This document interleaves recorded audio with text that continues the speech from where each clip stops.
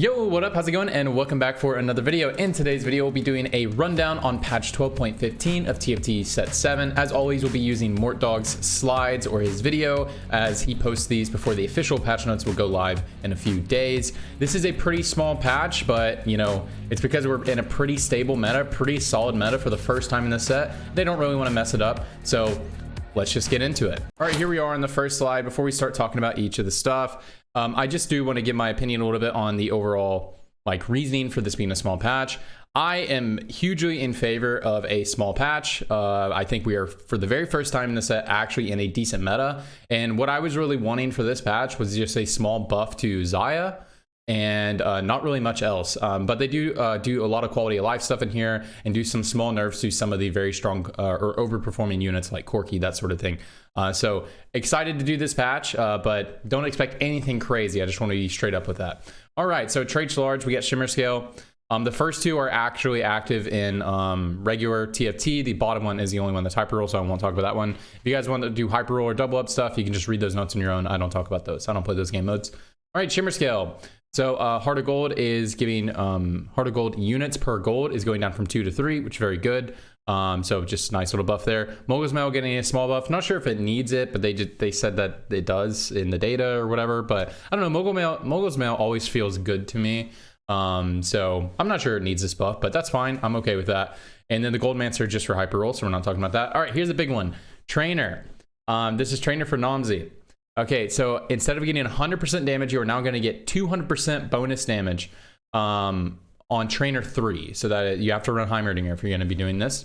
And but to compensate for that, the Namzi base damage is going down, so that if you actually do run 3 trainers, it's not just like crazy OP. This is something that scares me a little bit. Maybe like 3 trainer will actually become meta. They're making this buff so that you can get the dream of running like chalices with Namzi and running that like Giga Namzi, the big Namzi. And that's cool and all, but the only thing that scares me about this is like, what if it actually is really strong? What if you get it on 2-1 and it's actually really strong? But you know, on the flip side, Namzi is a really inconsistent unit, so maybe I shouldn't be scared for any reason. I know a lot of you will be looking at this and be like, man, they just nerfed Namzi last patch. They just nerfed Namzi last patch. Guys, if you're playing Corki comp, like Namzi is whatever. Namzi has always been like this nice bonus that you have. It's never like anything that you felt was like needed. You know what I mean? Like Corki does fine without it. So if you're just running standard Corki, like it's fine, man. You know, you still got Namzi. It's still extra health on your board. It's still healing reduction if a spell hits. You know, you're good to go. So I think it's a cool change. Namzi, the only thing I'm scared of is if it actually is really strong, but I don't think it's going to be, but you know, there's a chance it's actually going to be strong, and that would be a little scary. Okay, all right, champions. Ezreal's getting a nice buff here. Definitely a deserved buff. Does this make Ezreal reroll viable again? Probably not, especially because Karma is getting a nice quality of life buff, and Karma is just better Ezreal. They use exactly the same items, very similar builds. So I don't think this makes Ezreal become meta or anything like that, but this makes Ezreal a lot more viable option for your items in the early game, because right now it really feels like, man, the difference between Senna and Ezreal is just outrageous. Between Senna, Ezreal, and Karma. Senna and Karma actually like feel like really good units when you get them and you get an item on them. And then Ezreal is the one that really lags behind of the other one cost early game DPSs. So I am happy he's getting this buff. I don't think this makes him super viable, but I think if you know, if those reroll techs with like Ashe and stuff like come out with Ashe, Lee Sin, maybe Ezreal can find a spot there. And I'm sure you can sometimes make Ezreal reroll work, but the real problem is just Karma is just better Ezreal. So it's just tough to play Ezreal. All right, Senna right here is getting a small nerf to her AD, but it's getting a buff to her base magic damage. I don't think she needs a buff to her base magic damage. I was just down for just a tiny nerf to Senna, because Senna is really strong, probably the strongest one cost in the game, at least in my opinion, for like just to hold your items in your early game. But they're buffing the base magic spell damage, which is going to be, and the really important one is this 2-star one, because 2-star Senna hits so hard. This is just the damage that it does to the target that she hits. So her one-shot potential is a lot higher, which I think is a weird buff, because I feel like she one-shots like all the time anyways. So yeah, I don't know why they're buffing her in this way. I think it's kind of strange. But yeah, Cannoneer's a little bit weaker on her, I guess. I don't know. Senna should feel probably about the same. I think Senna will still hit like a truck. Okay, Kayn is getting a small buff. Probably needed. Kayn, the only thing I see Kayn ever doing is I just see Kayn as a unit that people run for early parts of stage 2 to cheese out some kills. That's the only thing I see Kayn ever do. Or just be a Shimmer Scale bot. So does this make Kayn meta? I don't know. I don't know. If other 2-cost rerolls become strong, like they're buffing Ashe and Twitch and Ezreal, I just don't see a reroll meta happening with how good the dragons are right now, and the dragons are pretty much untouched on this patch. Some of them even getting buffed, like Shyvana. So this is just a nice quality. I just see this as a quality of life change, but maybe there'll be a reroll tech out there if some more reroll builds come out. But I don't think Kayn's going to be the reroll build that's leading the charge. I just see this as like a nice little quality of life. Twitch is getting a small buff. That's a nice buff to Xayah composition, as well as if that Ashe reroll tech ever becomes a thing. That's a buff to Ashe reroll tech because you can reroll Twitch at the same time. But yeah, nice little buff here. Also another buff to Varus composition. And I don't even think Varus is bad. And they buff Varus in another way here in a very small way. But yeah, nice buff to Varus composition and to Xayah comp. Very, very, very nice there. That's the most relevant stuff. Okay, Champions Large here. We got 3, 4, and 5 costs. Lee Sin is getting a small buff. He's definitely the Dragonmancer of like the Holy Trinity that is being held back. The Holy Trinity, I say, is Swain, Lee Sin, and Volibear. Whereas Swain has like a small spot in the meta. Volibear has actually a firm spot in the meta, but only one person can play him per lobby. And really got to be like high rolling the Aug. You got to high roll the build. You can't just force it. But Lee Sin doesn't really have a spot at all. And does this give him a spot? Probably not. But this makes him feel a little bit more tantalizing as like if you early 2-star him, it'll feel a lot better. I actually play a lot of Lee Sin just for fun. He's like my for fun comp. And it is not good. So I will not be trying this, but I think if you get Lee Sin, an early Lee Sin, you get Eye of the Storm, you can probably play Lee Sin comp. But other than that, it's just a nice little quality of life buff here. Because he's not doing too hot. Xayah getting a nice HP buff. That's actually pretty nice. I'm excited about the HP buff. And then they're basically reverting like an attack speed nerf they made a while ago. Very, very, very, very nice stuff here. Does this make her strong again? Maybe, actually, maybe. They reverted Talon's, or like not reverted, but they buffed Talon back on the B patch, which is a nice buff to Xayah's build. They're buffing Twitch, and then a small buff to Xayah here. I think it's actually really, really, really nice buff, and it's probably what she needs. Maybe she needs a little bit more. I'm not sure, but I could see Xayah start creeping back in the meta. I hope so. That what I really wanted from last patch would have been perfect. Post-B patch, if Xayah was just a little stronger, we would have had nice 80 flex for 4 costs. Would be very nice. And so does this do that? I think it does with the corki nerfs as well. So excited to try some Xayah on the next patch. Cool. All right, Shyvana is getting a nerf and a buff. It's interesting. I think this is actually overall a nerf, even though I just said it was a buff a second ago. I just forgot about the mana. I think it's an overall nerf. So her mana, so she'll cast it. Right now it takes her about 2 autos to cast. Now it'll take about 4. So that is going to be pretty tough, especially if your Shyvana gets mana reaved. I don't really like this change right here because, and the devs were talking about it there. He was like, oh, now you have the opportunity that you could burst Shyvana before she cast. I don't like the idea that you can just nullify a 30 cost unit by mana reaving them. Like the amount of times I've been mana reaved playing Shyvana with her mana already at 30. The amount of times I've been mana reaved at the beginning of the fights my Shyvana doesn't cast is a lot. That's actually happened quite a bit. So I'm really scared of Shyvana being so inconsistent. And this little buff right here was to make her more consistent. Flame Breath now always targets the largest clump, which is like a good and a bad thing. Because now it makes it really easy to position against Shyvana. So now, like, let's say you're matchup into the Shyvana player. You're playing Corki. So all you need to do is make sure Corki is isolated or only next to one unit, and Shyvana will never jump onto the Corki. It'll always jump onto, maybe it jumps onto your center of your board, but it'll always hit like frontline or your other comp on the other side. So I actually think this is like quality of life to where she'll like get more, you know, she'll get more with her Flame Breath, but you can also just make sure that your DPSs aren't getting hit by it and guarantee that you don't get one shot. So I think this is nice. I think this is a nice change overall for the game. But when I was looking at this, the devs were talking about, I think they were calling it an overall buff. I think this is just a hard nerf to Shyvana.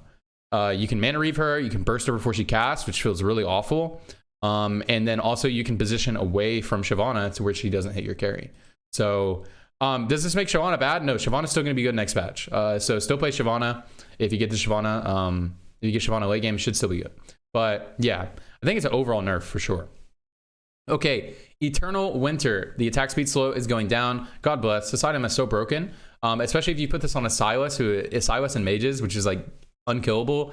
So I'm glad this is getting nerfed down a little bit. It's definitely better than all the other options for like the frontline options for sure. Gargoyle getting nerfed, definitely deserved. Gargoyle has felt like one of the best items in the game this entire set, and the devs talked about it well. They said in the data it is just outperforming almost all the other tank items. And the reason why, like, and this definitely need to be nerfed, like especially because like if you have 2 chains right in the early game, it feels really bad to build Bramble, which feels really wrong. It feels wrong that it feels bad to build Bramble. And the reason why it feels bad to build Bramble is a good item, but it feels bad to build it because those are 2 chains. One of those can be a Sunfire, one of those can be a Gargoyle, and you're just getting way more bang for your buck for each of the chains that you have. Also, those chains can be Titans. Titans are so good. So I definitely think this needs a nerf here. It makes Bramble a more attractive option. So I think that's pretty cool right there. Okay, Rocket Propelled Fist is getting just a 50 HP nerf. Very cool. Does this change if you should take it or not? No, this changes nothing. But hopefully players will see this nerf and will take this item less often because it is the most annoying shit to deal with ever. Okay, Augments large. We got Eye of the Storm is getting buffed, so another buff to like if you want to play Lee Sin. But obviously you can play this with anybody. The best users of Eye of the Storm is like Lee Sin, Volibear, Shyvana are really good with this stuff. So just think about that if you want to play this. Intercosmic Gifts is getting buffed. 50% chance of an orb. Now it's 100% drop rate. I don't think this is needed. And I think they're giving this buff because like they're nerfing Nami a lot. And I mean, actually the reasoning they gave is they want you to play 9 Astral. Now that you can't toggle, they want you to play 9 Astral with this and get some hyphy stuff. That's cool and all, I guess. But I took this yesterday playing Varus comp, just playing standard. I played like Siphon Varus or something like that. I don't remember exactly. Maybe I played Mage Varus. I played Mage Varus. That's what I played. I took Intercosmic Gifts and it felt pretty good. I mean, I was generating so much econ. I was contested by 2 other players, but I had this and they didn't. So I was just so far ahead in econ, so far ahead in items because I got the bonus items. So yeah, I don't think they needed to do this, but they did this as like a for fun change, but I actually think it's not good. Okay, Stand United getting nerfed, definitely deserved this. I mean, you get Stand United 1. Stand United 1, it feels like you have a prismatic augment. It's crazy. It's so good. It's so good. So it definitely need to get nerfed. And just something important to look at, it's only nerfing the AD portion. And that is because Stand United is so good on AD units. And the reason is because their abilities will scale off of AD and AP, whereas AP units only have that individual scaling of AP, right? So definitely nerfed it in the right spot, just the AD, to make it a little bit closer to, like, if you're building an AD comp, Stand United is so good, right? If you're playing exclusively an AP comp, it's like here, and they're just trying to nudge that a little bit closer. So I like that. I like that change right there. So it's very nice. Okay, trait small. We got Jade. Jade is getting changed. So Jade is getting nerfed at 6. Definitely deserved. They just said that they just see Jade overperforming in the data. And what's a really good indicator? And you could say, well, that's because Shoyu and Anivia are good. But what's a really good indicator is that you don't run Anivia in other comps. Like you only play Anivia in Jade comp. I mean, occasionally you can do like some 4 evoker tech, but almost always you're only running Anivia in one comp, or you're running in Legend, I guess, but that's not really about her. That's more about Volibear. And then Shoyu, you don't even run in Dragon comp. If you're playing Dragon comp, you're either playing the 10 cost or you're playing the 3 big ones. You're playing Deja, Siphon, and Idis. You never play Shoyu. You play Shoyu if you couldn't get that comp online. So, or at least most of the time. So yeah, I think it's a correct spot to nerf Jade, and I think Jade's in a pretty good spot already. So I'm happy that the nerf is small right here.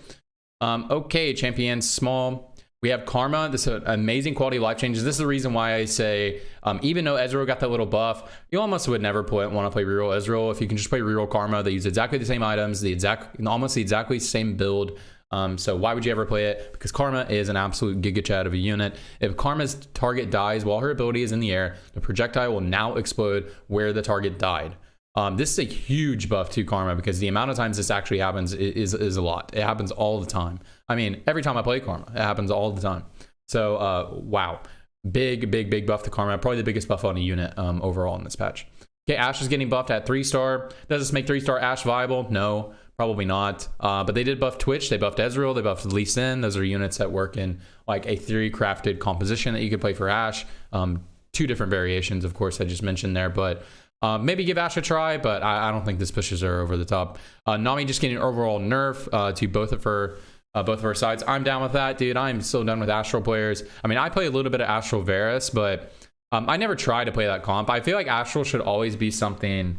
I think Astral should not be something that you can force. It should just be something you play when it looks really good. Like, I played Astral Varus last night because I started the game with an Alawi. I got an Alawi for my first PvE round. I had an Alawi.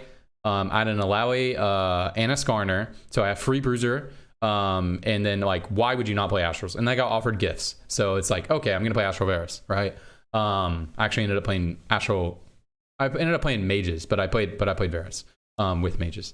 But anyways, so yeah, I'm happy with this nerf. There's still people who've hard forced Nami, and that's probably not healthy for the game. Okay, Corki's base spell damage is getting nerfed. 1-star nerf is the more important one to me. 1-star Corki is so strong. 1-star Corki has felt stronger than 2-star Xayah, which is wrong, obviously. And then getting a nerf at 2-star as well. Nothing on 3-star because who cares about 3-star anyways. If you get a 3-star Corki, you should probably win the lobby. So who cares? Okay, notice what's notable about this is his base spell damage. This is just on his big one rocket, I believe. So it's just on his big one. Because Corki was one-shotting backlines. This is a nerf to like Giant Slayer and Infinity Edge because those work on base damages. That's how they work. But this makes Deathblade a more attractive option on Corki because Deathblade has been a pretty doo-doo item. So Deathblade will be a little bit stronger on Corki. I don't know if it'll be stronger than if you build IE. But this did nerf IE and GS and makes Deathblade a little bit better. Does it take Corki out of the meta? Absolutely not. Corki's still going to be good. But this is maybe putting Corki and Xayah in a very comparable position again. Whereas like right now, Corki is way up here and Xayah is down here, man. But Corki being brought down a little bit, and I think Xayah is actually getting a lot of nice nerfs. I think it might be like this now. Maybe Xayah overtakes him. Who knows? We'll see. Talon's 3-star is getting buffed. Cool, who cares? Okay, champions 5 cost. All right, Alshin is getting buffed just on 1-star. Definitely needed. Alshin is the hardest of the 10 costs to make work. He's probably still the strongest overall. If you can get his fully capped level 9 board, 2-star Alshin with a Sojin, 4 Tempest, 6 Tempest, something like that, legendary units, it's probably the best build in the game still. But to get to that point is so difficult. So buffing the 1-star is going to be nice there. And it's not as strong as pre-nerf Alshin because they also nerfed last time they nerfed Alshin, they nerfed the damage and they nerfed his mana reaving effect. They kept the mana reave nerf in and they just buffed the damage a little bit. So that's something that's good there. Okay, Pyke. So this is confusing. I'm not going to get down into... I listened to Mort talk about this, and he talked about the math and the way this works. It's essentially just kind of like a weird... Maybe it's not a bug, but it just feels like a bug where it makes it where Pyke doesn't actually execute people if they have like any type of shielding. When it's at 100%, it makes his damage not correct anymore, just the way it works in the code. So they just brought it down to 1%, so that Pyke will actually use his base damage instead of the execute threshold, because his base damage is 5,000. So if you have any items on him at all, he will one-shot every single unit in the game, except for maybe like an absolute giga tank if you don't have magic shred. So he will one-shot. So this is a buff. All right, cool. Yasuo is now invulnerable when performing his execute animation. I'm not sure how to feel about this. Like last night, I had a game where I was getting executed by Yasuo and actually killed him mid-execute. I was like fully tilting because I'm getting Yasuo'd. But then he killed him. I was like, oh my God, we survived. But I guess it's just indexing into like Yasuo should have this like absolutely winning mechanic like how Teemo does. Love it or hate it. I guess it probably is more accurate to what it's supposed to be. So I guess that's fine. Okay, items and augments small. Cluttered Mind can now only be offered on 2-1. Very cool. Late game specialist. Players no longer have to pick up the gold. Granted, the gold is now deposited directly into your bank once you reach level 9, which is very, very, very good because now it saves you about 5 seconds of running around. Especially because if you're taking this, a lot of times you're down in augments, so you really need to have like, you know, make some fast movement in order to make this happen. Okay, reckless spinning can now only be offered on 2-1. Very cool. Don't really need to talk about these ones. All right, bug fixes. This is very important. If Sona's ability target is hit by Zephyr, Sona will now pick the farthest unit instead of waiting for that unit to land. Very cool, because what would happen before? Yeah, Sona would just sit there at full mana and not do anything. It was very annoying. Thresh no longer occasionally fails to cast his ability if it's Zephyr. Nice. Nunu equipped with rapid fire cannon, the radiant rapid fire cannon, will now cast his extended range. Very cool. Improve Bard's accuracy while searching for largest clump. This change only affects situations where Bard's enemies were all isolated, all next to empty hexes. Oh, so if you're against an Exiles player, a Bard that had no idea how to figure that out. That's interesting. This does not talk about Bard targeting bench units because he certainly targets bench units. You can actually manipulate that. The bug seems really inconsistent, but it does appear that is still in the game. Cool. Dejo will search in a wider line when searching for the most enemies in a line. So that's actually a small buff to Dejo, which is one of the best carries on the patch, current patch, and will probably be one of the best carries on this one. Nice little buff, actually. Nice quality of life, because yeah, definitely sometimes Dejo will just definitely not cast in the spot that you think he should. Vernet Veil would no longer fail to prevent Frozen Heart attack speed slows on away boards. Very cool. Startup visual effects. Indicators will now update more accurately for players with Pandora's Bench. Cool.